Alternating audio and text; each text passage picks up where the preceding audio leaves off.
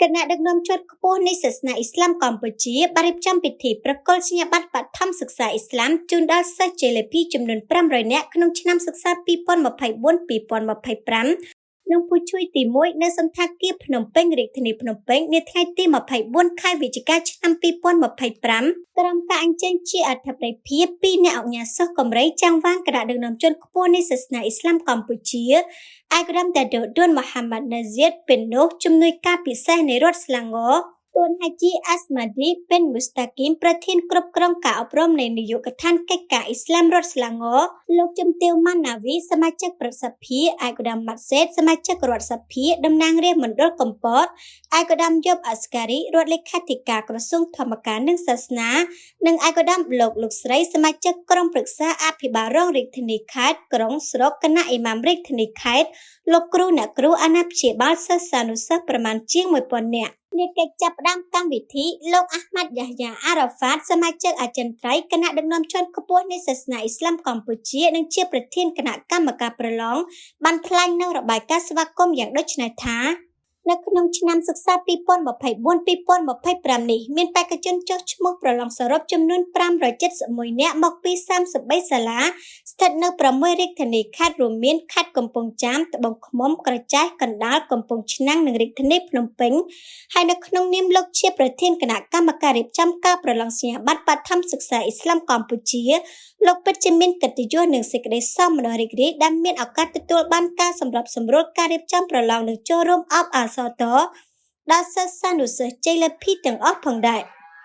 ឯកឧត្តមយប់អស្ការីរដ្ឋលេខាធិការក្រសួងធម្មការនិងសាសនាបានមានមតិសំណេះសំណាលនិងផ្ដាំផ្ញើដល់សិស្សានុសិស្សដែលបានចូលរួមថាតាំងនាមឯកឧត្តមតំណាងឲ្យក្រសួងធម្មការនិងសាសនាសូមអបអរសាទរដល់សិស្សានុសិស្ស JLP ហើយសូមបន្តយកចិត្តទុកដាក់និងតាំងចិត្តក្នុងការសិក្សារៀនសូត្រទាំងចំណេះដឹងទូទៅនិងសាសនាមិនថាកម្រិតជីវភាពគ្រួសារបែបណានោះទេមានតែការសិក្សារៀនសូត្រនេះហើយដែលយានជាចម្លងបងប្អូនទៅថ្ងៃអនាគតហើយឯកឧត្តមបានលើកទឹកចិត្តដល់អាណាព្យាបាលទាំងអស់ឲ្យជំរុញកូនៗរបស់ខ្លួនឲ្យបន្តការសិក្សាដល់ចប់ដើម្បីបង្កើនធនធានមនុស្សដែលត្រូវបានគេឲ្យតម្លៃនិងសង្គមជាតិត្រូវការអ្នកអង្គការសិស្សកំរៃចាំងវាងគណៈដឹកនាំជាន់ខ្ពស់នៃសាសនាអ៊ីស្លាមកម្ពុជាបានមានប្រសាសន៍ថាក្នុងនាមគណៈដឹកនាំជាន់ខ្ពស់នៃសាសនាអ៊ីស្លាមកម្ពុជានិងខ្លួនលោកផ្ទាល់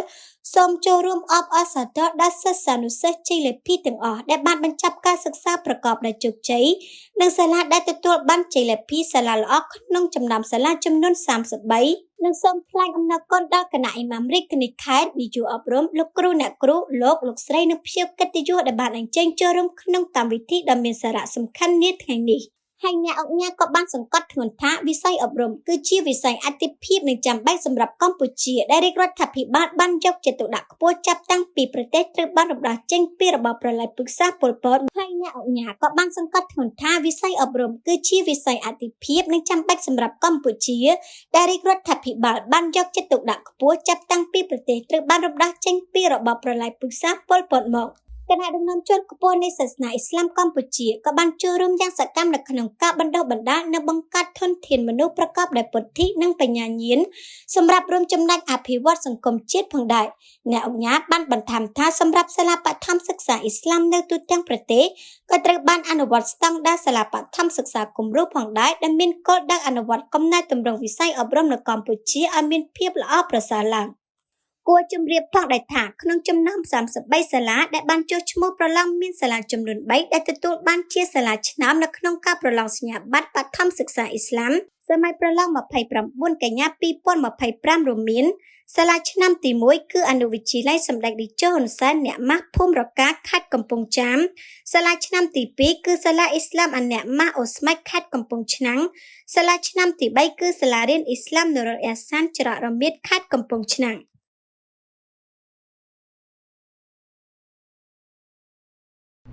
ទឹកពិសាបរិសុទ្ធអហ្វណានមោទនភាពផលិតផលជាតិទំនាក់ទំនងជាវតាមរយៈលេខទូរស័ព្ទ012 379 909និង071 78 99 990 Richimo Cafe ប្រេនកាហ្វេលំដាប់ខ្ពស់ចម្រាញ់ចេញពីកាហ្វេ Arabica Sot